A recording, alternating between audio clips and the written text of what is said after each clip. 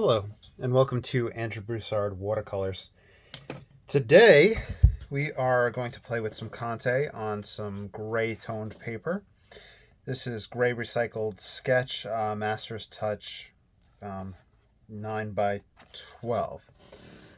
So, I am wrapping up. I was just playing around with kind of a series of kind of macabre Mardi Gras stuff. So I uploaded 4 time lapses from that, and now we're going back to the regularly scheduled art. So I pulled up a random photo off of Google. I need to set up some still lives, but I'm still in just the extreme exploration phase of flower and vases and Conte, and I will have normal watercolor landscape stuff back soon, most likely tomorrow. I just wanted to explore that path while it was Mardi Gras season.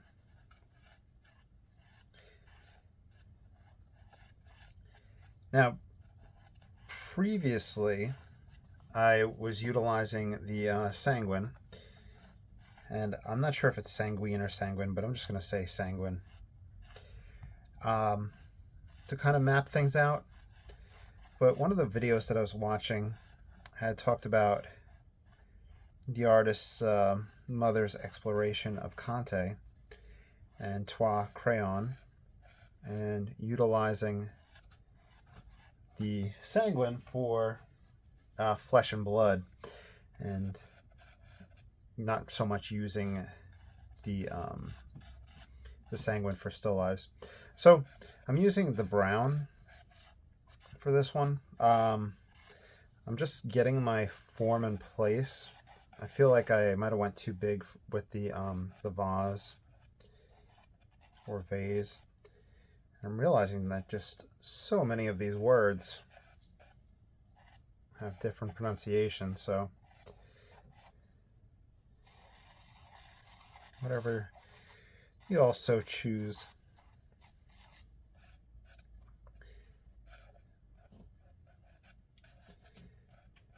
Now, of course, if you like this content, please like, subscribe, follow. That really helps this channel out a lot. Right now it's, like I said, in kind of just a different media and medium exploratory phases, but we'll get back to watercolor and oil most likely tomorrow. Now, one thing I was thinking about was, with vases, the proportion and the curvature of the bottom of the vase is going to be a relationship to the height of the table. Now, it could be closer to on the table, and there'd be more distance between the table edge and that wall. But the closer this would be, or the flatter that curve would be, the closer that line should theoretically be. So I'm working from a picture where it's kind of higher up, and I'm making the artistic decision to lower that. But that's something to keep in mind in future ones whenever I set up still lives and I'm looking to get, very accurate to the way that I have it set up. So that's just a little thing that popped into my head the other day. My light is coming from this direction, so I'm going to put my shadows in. I want to say that I don't usually use the brown in the Conte packs, but I had found some brown that was all used up, so I'm wondering if I do and I just don't kind of realize it. But that being said, the brown is going to be explored for this kind of mid-tone. Then I'll use the white and black to go in each direction. In fact, this one has fabric around it. I wonder if I should just kind of sketch in the idea of the fabric. I'd originally planned on leaving that out, but I think that might be good practice. Just throwing a whole bunch of forms in.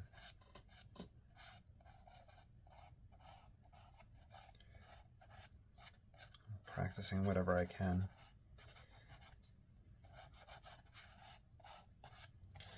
Feels nice. Feels like I'm back in college, exploring still life. I guess maybe the still life aspect has me doing that. Or maybe the Conte itself, which I think just really helps harp on the learning mode. So maybe recreating that learning setting is helping out.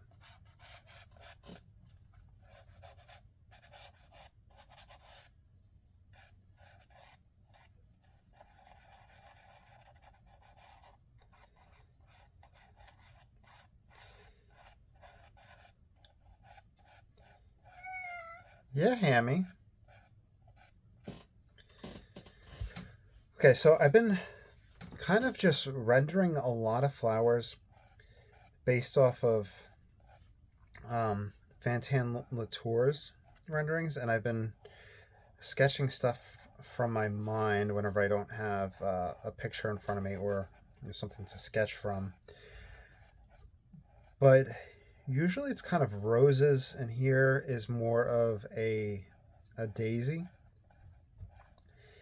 And I kind of want to say that seeing how a master had rendered a type of flower has helped me in my progression, though figuring out how to render a different type of flower has been throwing me off. Within the Chinese brush painting, and I feel like I'm going to reference that a lot whenever I do these videos. The reason I mention that is that whenever I had started painting again a few years ago was in Chinese watercolors, and it was in Chinese, the style, the flowers and stuff. Anyway, so the reason I mention that, besides that, is that there's brush strokes and kind of loaded ways to load your brush with the paint and the pigment and how to apply it.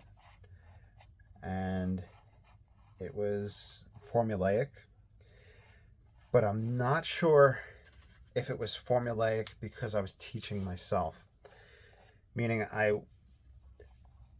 had instructors through like Henry Lee, through his YouTube and his website, and through books. But books are probably going to be geared towards beginners and have a formula for them.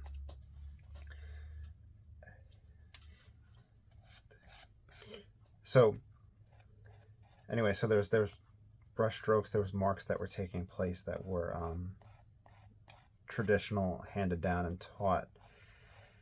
Now, in Western art, I'm not sure if there is any kind of recipe for painting flowers. I think that one of the ladies that took over after Bob Ross had passed away had created some flowers, and I think there were some other people that had painted TV flowers, but I never saw any of those videos, so I'm not sure if they were formulaic or not. And that being said, from what I would think would be taught in an academic setting, would it be a paint what you see or draw what you see. So I think these are just me speculating ideas.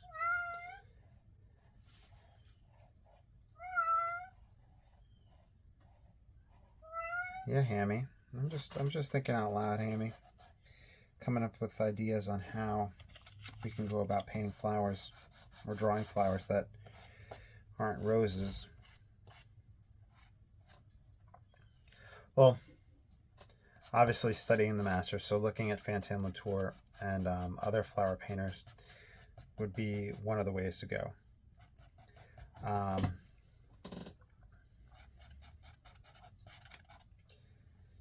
Let's see.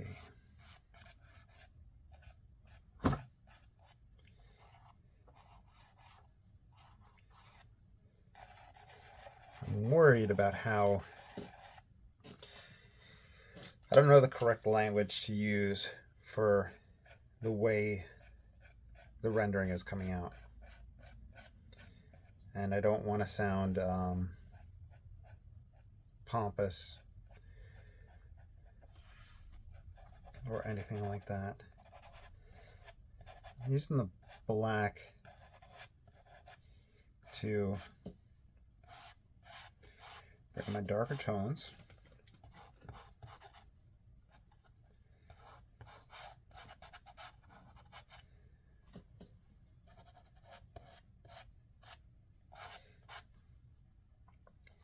Now with a heavy stroke, we can get our darker dark. I think just the variation in line pressure is one of the ways to go.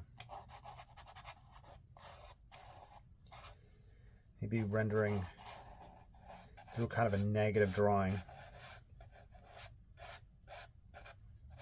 Let's bring that dark back here.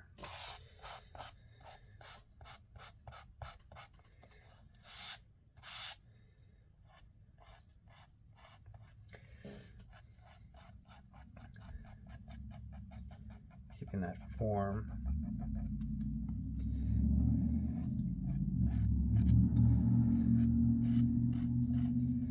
I think for me, expressive mark making is going to be a key with Conte. Also, let me know down below what you think of the brown, and if you think that was the way to go as opposed to the sanguine. The sanguine is going to be redder, oranger, more ochre.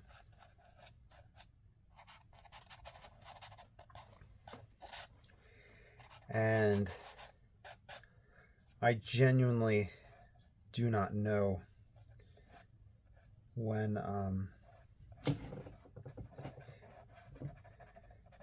a different tone background is preferred. Because with watercolor, I kind of, and to use a word from Ron Ranson and Bob Ross and others, kind of lubricate the paper or the painting surface with raw sienna. And that is essentially kind of toning and getting things started. And oil painting, the wiping of burnt umber that's been kind of thinned down is very common. I don't remember us toning in college, though. We never thinned things down, though.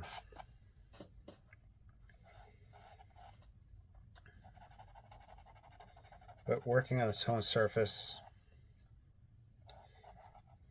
is definitely easier, so we can push in the opposite directions.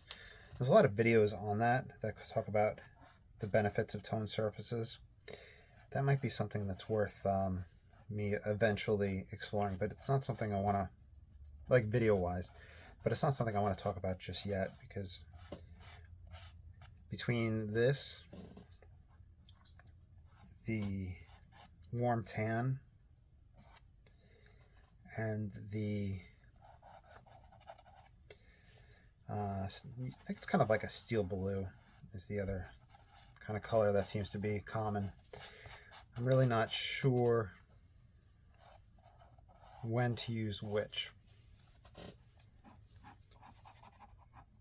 So let's see how we can use our white to try to render.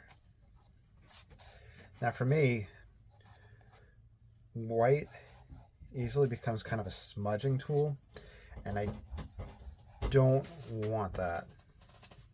I think, Hammy, come on, bud. There's nothing in the closet, dude.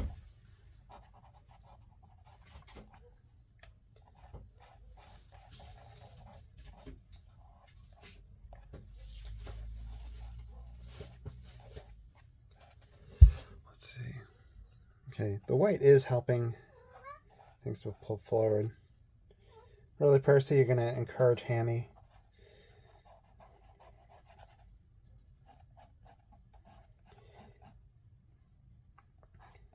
I mentioned at the beginning of the video that we were moving over from the quick sidestep into the Mardi Gras macabre parade scenes. Now we're moving back into the traditional art.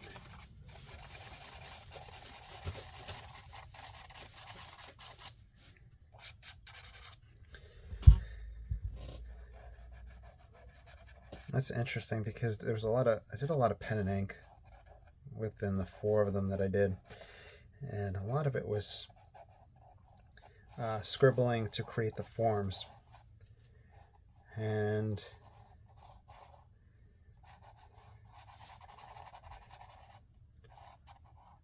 it has me thinking about texture and other ideas. I think what I'm trying to say is just exploring different concepts and compositions might help carry over into whatever you're working with. I think you can consider yourself a landscape painter or a watercolor artist, but exploring things beyond landscape, exploring things beyond watercolor. It'll probably help in the long run.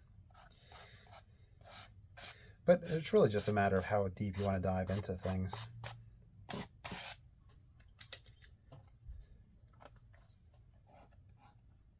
And then sometimes there's obviously the financial restrictions that take place. It might lend you to staying within one type of media, which is obviously fine, because you can do everything in one media.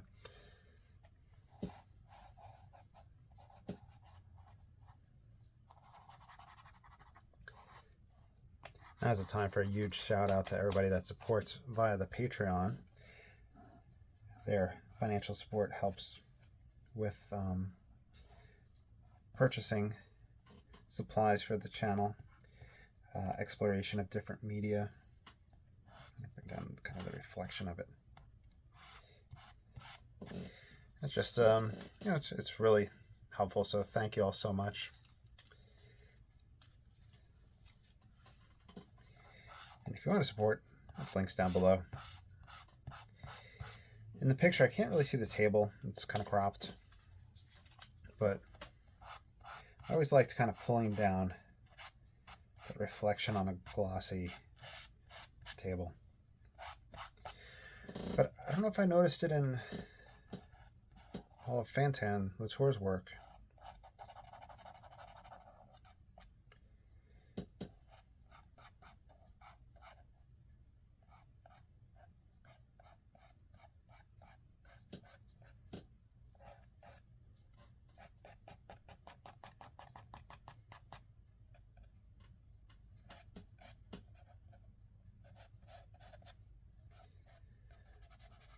I really don't want to smudge.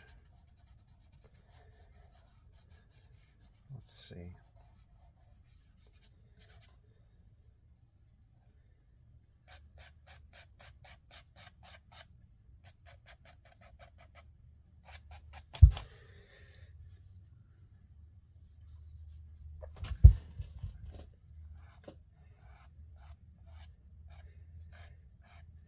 So it will be a lot of referencing Sargent and Fantin Latour as we work through still lives or portraits and explore.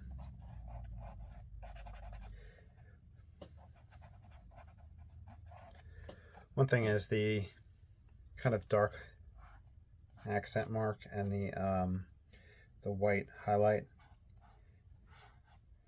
I haven't figured out when is best to apply that.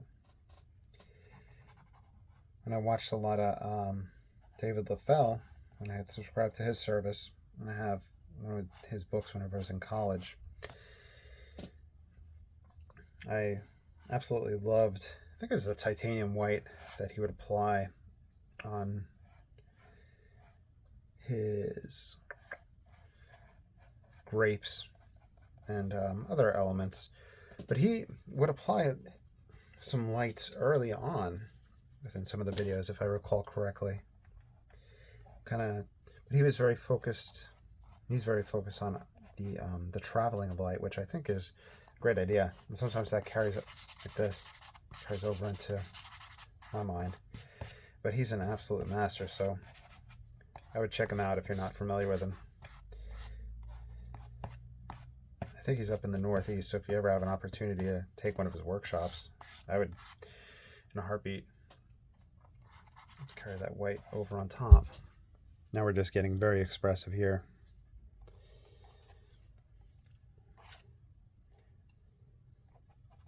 But I'm not letting the light kind of tell a story and travel like he would, which I need to do.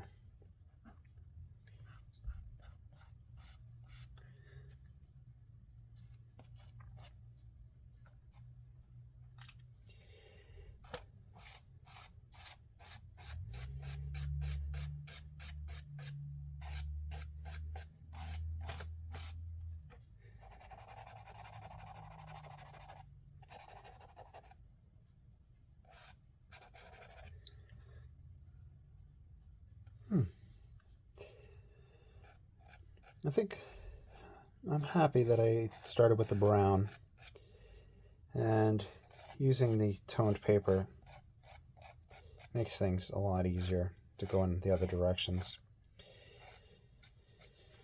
And like I had said earlier, maybe one day we can do a video comparing and coming up with ideas, and I can do more research on when to use what paper, what tone. I have the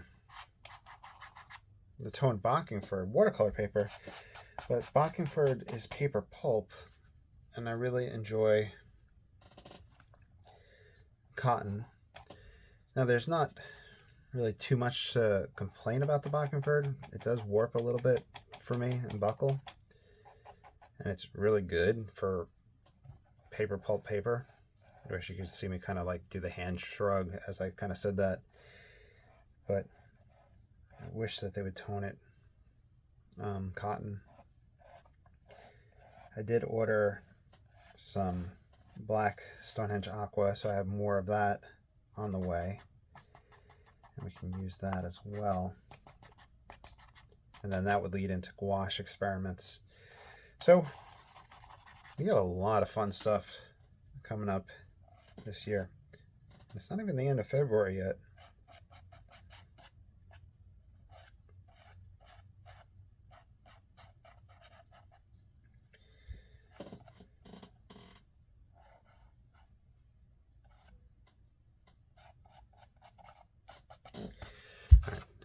At this point, I'm kind of piddling, so let's wrap this up.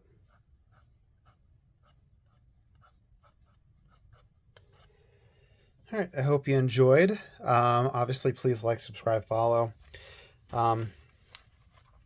These videos are kind of just talking, and not really so much of a teaching type video as it's me relearning the medium and still lives.